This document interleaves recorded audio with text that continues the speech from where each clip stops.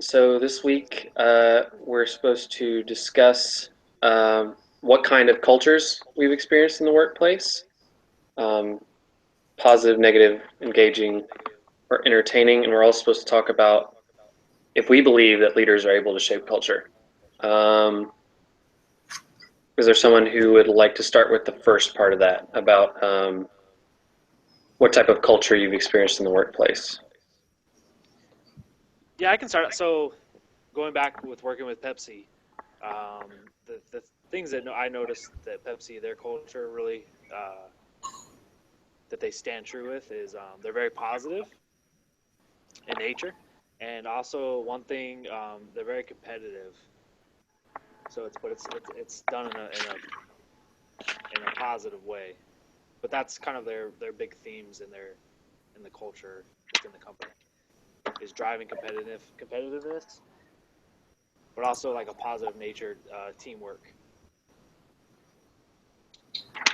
So those are kind of the things that I realize in my work.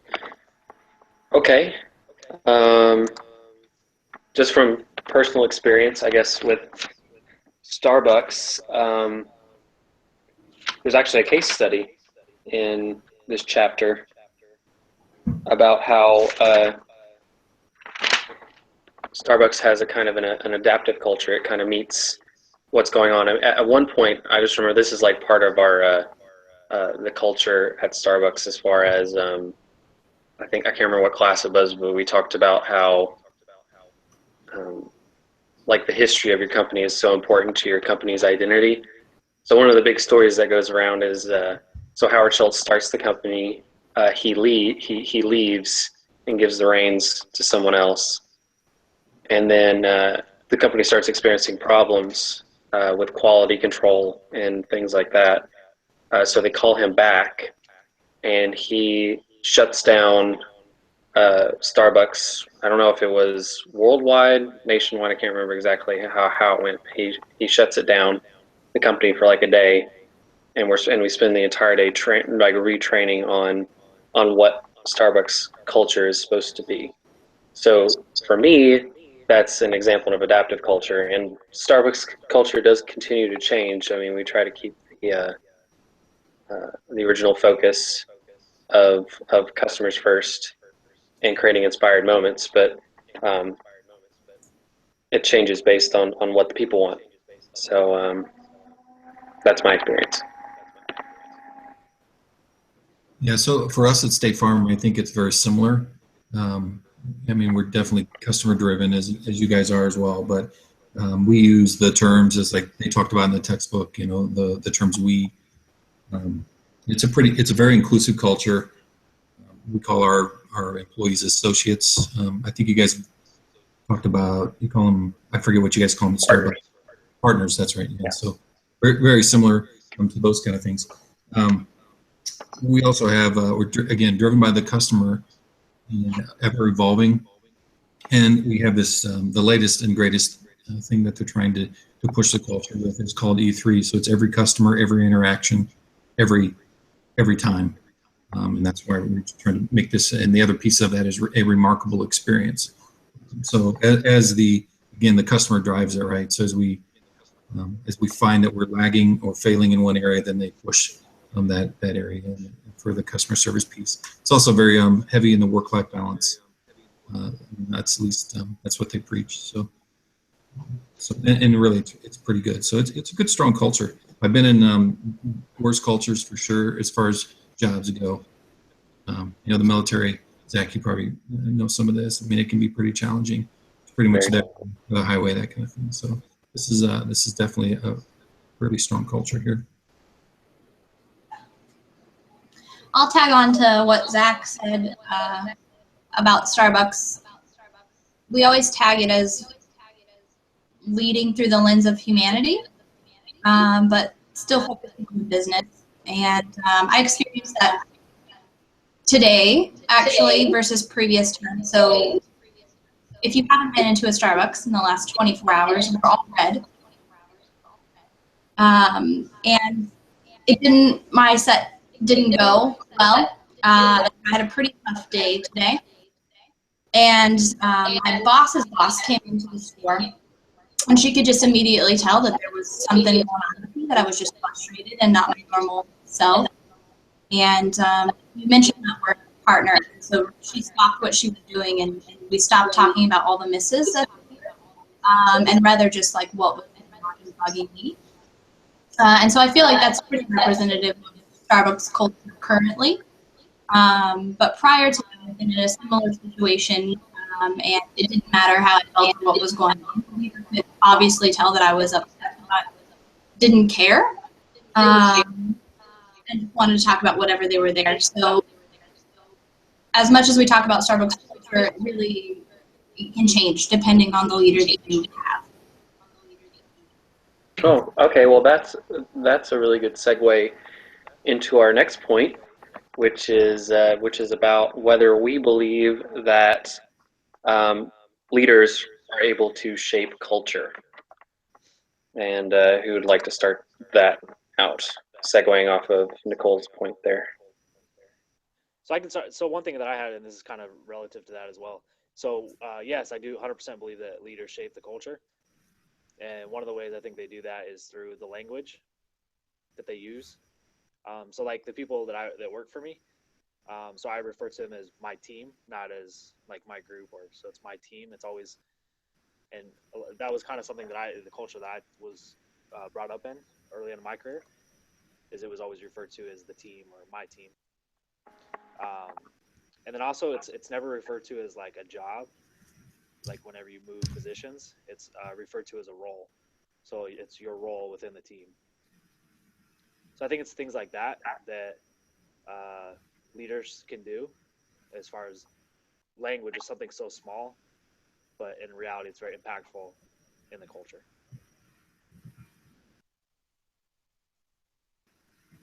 Okay. Chris, you were going to start. Sorry. Yeah, no, that's all right. So I would agree. So State Farm's been around for 90 plus years now, 92 years. But if I recall my history, State Farm history correctly, we're only on our fourth CEO, maybe fifth, but I think it's just our fourth. So interesting to see. And one of the things when you hire in, you go through a transit or a hiring process, and that their big piece of that is history, teaching the history of the company. So it's interesting to see how the company started and the culture, and it was really driven around the employee. And then as that progressed through the generations, I mean, it's always been about the customer as well. But I think we've just taken on a new CEO. It's the first one that's not one of the original group. So we've had a father and a son, and then the original guy. And so this guy's from outside of State Farm. So he has stepped in this year alone, and again, is really changing the way that we drive the focus on the customer. So it's definitely, I see a big push or a big change in the culture that's being kind of introduced to us. And not that that's bad. I think we needed some refreshing brand wise and such. But so it's good. But absolutely, I think a strong leader can do wonders with the culture, or can drive the culture into the ground and really destroy a company. I'd have to absolutely agree with that. One of the I can't remember which class this was from, but one of the things we learned was that CEOs, leaders of companies, really play a huge role in what the culture of a company is going to be. And in fact, that should be at least one of their drivers, one of their goals as a leader, is to change company culture, fit company culture the way that they want it to be. And just talking about Howard Schultz again, his vision for the company has been so important for what the culture has been like at Starbucks for the last I don't know, 20 years, or however long it's been since the company opened. I can't remember. 40. 40. Okay, 40 years. Sure. Well, was that when the roasting company opened, or was that when he took over 40 years ago? 1971 was when Howard founded Starbucks. So the Starbucks roastery, and then he had to come back, and then he started his. I was talking about like the Starbucks brand as we know it today. 1971. Okay. Interesting. Okay.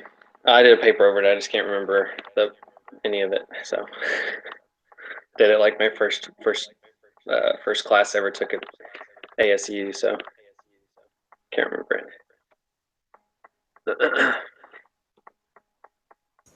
So I guess then what I want to add is kind of just going back to my story. In the book, there's a chapter or like a section on building a trusting climate. And I feel like the leader that I have at this point is really focused on that. And so I thought it was really cool. I'll just tell you guys the steps or like the expectations of it. So the first one is collective competence, and we talk about that at Starbucks a lot when we say to just kind of trust others and assume positive intent. You just want to believe in the people that you're working with. And then the second one is openness and honesty. And then the third is concern for employees and other stakeholders. And that's totally what I experienced today, which is great. Then number 4 is reliability. And then number 5 is identification. And identification is pretty unique in that it's the degree to which members and other stakeholders identify with the organization's goals, values, and culture. And then leaders foster identification by connecting employees to organizational mission and values through orientation and training. And I feel like Starbucks really does a great job of that. We've just introduced a lot of new training programs, and especially for the supervisor role. So I feel like that culture is definitely influenced by the leader and definitely by Howard, like Zach said. So just some personal examples, I guess, since Nicole talked about that, of leaders changing culture within your own, since we all agree that leaders do change culture within your own environment. So for mine, I've had 3 different managers, and just from the attitude that those managers have towards their roles completely changed how the store felt. Just even for customers notice if the climate or the culture of the store isn't in line the way that it should be, or the temperature has changed with the employees. For instance, the store I'm in now is experiencing a little bit of upheaval because we just transitioned from a cafe store and opened a brand new drive-through store. And a lot of the employees were used to the speed of a cafe store, and now that I think we're the second most, our numbers are up 70% from what they were, and we're the second most busy store in the district now. We've had 5 or 6 partners leave because they just weren't able to. They didn't like it. They didn't like the change, and some of that might be due to, our manager is having a difficult time kind of helping them, easing that transition.